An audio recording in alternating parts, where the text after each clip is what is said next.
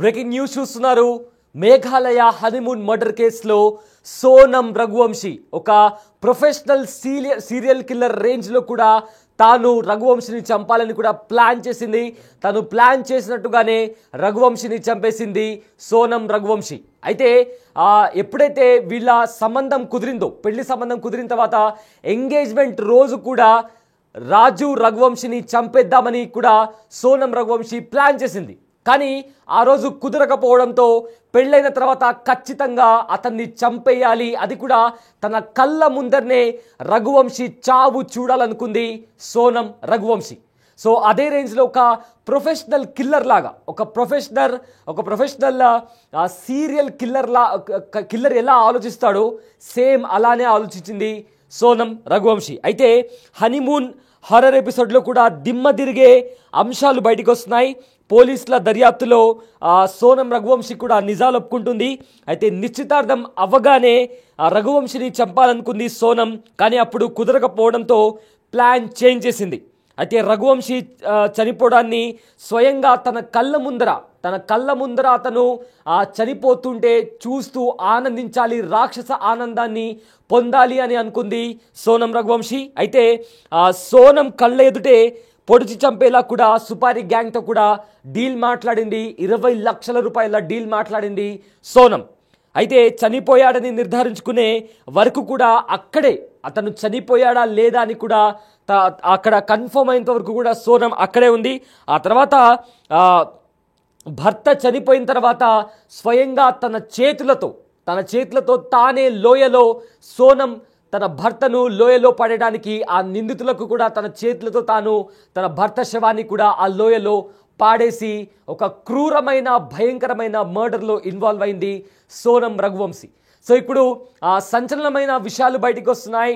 So ఒక్కొక్కటిగా బయటకు వస్తున్నాయి. సోనం రఘువంశీ ఏ రకంగా ప్లాన్ చేసింది, తన ప్రియుడైన రాజ్ కుష్వాతో ఏ రకంగా భర్త అయిన రఘువంశీని హత్య చేయించడానికి ఎలా ప్లాన్ చేసిందో కూడా కంప్లీట్ ఆ స్టోరీ మొత్తం కూడా పోలీసుల ముందర ఒప్పుకుంది సోనం రఘువంశీ. అయితే వీళ్ళ పెళ్లి కుదిరిన తర్వాత నిశ్చితార్థం రోజు, ఎంగేజ్మెంట్ రోజే తనను చంపేయాలి అని కూడా ప్లాన్ చేసింది. కానీ అప్పుడు కుదరకపోవడంతో ఆ ప్లాన్ కాస్త హనీమూన్ టైంలో చంపేయాలంటూ కూడా స్విచ్ చేసింది.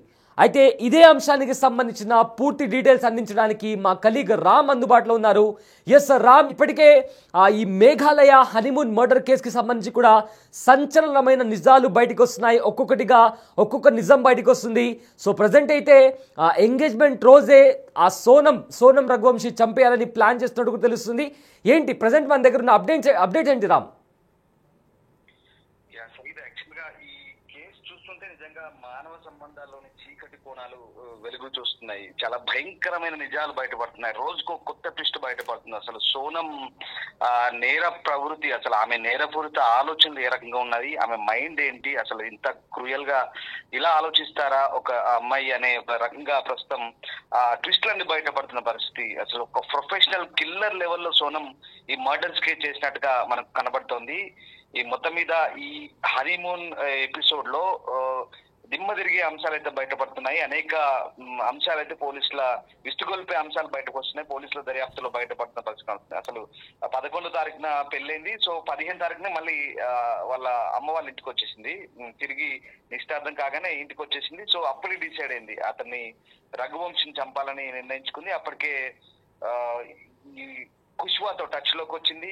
ఎప్పటికప్పుడు కుష్వాతో టచ్ లోకి వచ్చిన తర్వాత రఘువంశీ దగ్గర అవడానికి ట్రై చేస్తున్నాడు శారీరకంగా. అంటే పెళ్ళైన తర్వాత ఆబ్వియస్లీ శోభనం ఉంటుంది, మొదట రాత్రి. సో దాన్ని అవాయిడ్ చేసుకుంటూ వస్తుంది. అట్ ద సేమ్ టైం కుష్వాతో చెప్తుంది ఇంకా వీడు నాకు దగ్గర అవడానికి ట్రై చేస్తున్నాడు, ఎలాగైనా ఇతన్ని చంపేయాలనే పక్కా ప్లానింగ్ తో అప్పటికే ఉంది. సో దానికి తగ్గట్టుగానే ప్రణాళికలు రచించింది. అయితే ఒక మాట చెప్పింది, మనం శోభనానికి ముందు అసోం వెళ్ళి కామాఖ్య దేవిని దర్శించుకోవాలి, కామాఖ్య దేవిని దర్శించుకుంటే జీవితం అంతా బాగుంటుంది, శోభనానికి ముందు తర్వాత శోభనం చేసుకోవచ్చు మొదటి రాత్రి అంటూ అతన్ని నమ్మించింది.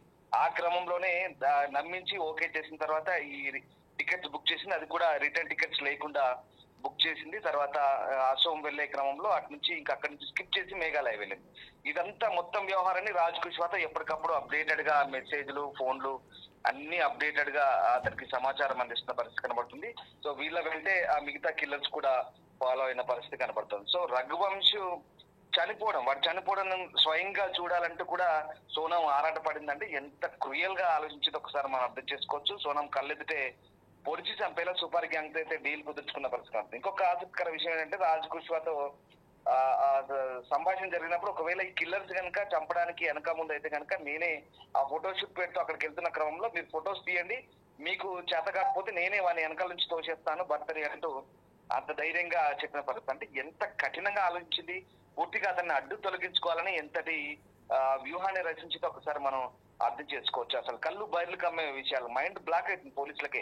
ఒక్కొక్క అంశం బయటపడుతుంటే ఇంత ఘోరంగా ఇట్లాంటి స్కెచ్ వేసిందా అతన్ని చంపడానికంటూ ఇక్కడ మనకు చాలా అంశాలు బయటపడుతున్నాయి. అంతేకాదు ఆ పొడిచేటప్పుడు కూడా వాడిని పొడవండి చంపండి అంటూ మనకు అటాప్సీ రిపోర్ట్ లో 2 కత్తిపోట్లు ఉన్నాయి. అక్కడ అతని తలపై 2 కత్తిపోట్లున్నాయి. బలమైన కత్తితో వెనక తలపై కూడా పొడిచినట్టుగా కూడా అర్థమవుతుంది. సో పొడవండి అంటూ అర్థమైంది. స్వయంగా భర్త చనిపోయిన తర్వాత ఇక తాను వాళ్ళతో కలిసి లోయలోకి తోసేసినట్టుగా అర్థమవుతుంది. అంటే ఒకటే చాలా క్లియర్ గా మనకు కనబడుతుంది ఎంత దారుణంగా ఇక్కడ ఈమె ఆలోచించింది, మర్డర్ ప్లాన్ సంబంధించి ఏ రకంగా ప్రణాళికలు రచించిందో అర్థమవుతున్న పరిస్థితి కనబడుతుంది.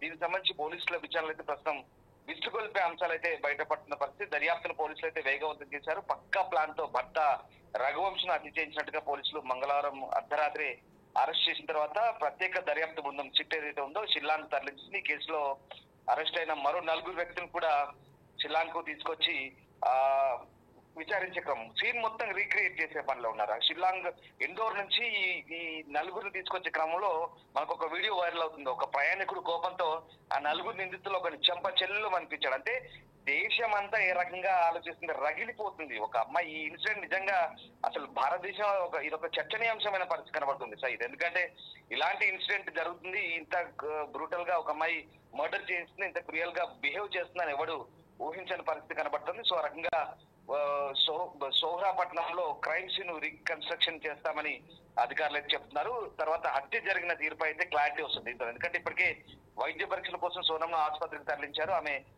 ఒకవేళ అంటే అప్పటికే కుష్వా గారితో రిలేషన్ లో ఉంది కాబట్టి మరి ఏమైనా ప్రెగ్నెంటా లేదా అనేది ఇంకా నిర్ధారణ కావాల్సింది. అంటే క్రైమ్ సీన్ రీకన్స్ట్రక్ట్ చేసిన వెంటనే ఆమెను కోర్టు ఎదుట ప్రవేశపెట్టే అవకాశం ఉంది. తదుపరి విచారణ కూడా ఈ మొత్తం 5 నిందితుల్ని పోలీస్ కస్టడీకి అప్పగించమని కోర్టును కోరే అవకాశం ఉన్నట్టుగా కూడా తెలుస్తుంది. సో ఇక్కడ అంటే ఇక్కడ 2 తల్లుల ఆవేదన కూడా కనిపిస్తుంది. ఇటేమో రఘువంశ్ తల్లి తమని నమ్మించి పెళ్లి చేశారు, మోసం చేశారు, తన కుమారుని జీవితాన్ని నాశనం చేశారంటూ రఘువంశ్ తల్లి ఆరోపిస్తుంది. మరోవైపు ఇటు కుష్వా గారి తల్లి కూడా నా కొడుకు ఏం తెలియదు అమాయకుడు అంటూ ఆమె ఆవేదన చెందుతున్న పరిస్థితి. అంటే వాస్తవానికి ఇక్కడ మనం ఆలోచించాల్సింది, ఇక్కడ సోనం కూడా నెల ముందే తల్లిని హెచ్చరించింది, నేను పుష్ప గారితో లవ్ లో ఉన్నాను, వాడితో రిలేషన్ లో ఉన్నాను, నాకు వాడిని పెళ్లి చేసుకుంటాను చెప్పింది. కానీ ఇక్కడ తల్లి దాచిపెట్టే పరిస్థితి నెల ముందే చెప్పింది. ఇక్కడ మరొక విచిత్రం ఏంటంటే పుష్ప గారి చెల్లెలు కూడా అది చెప్తుంది.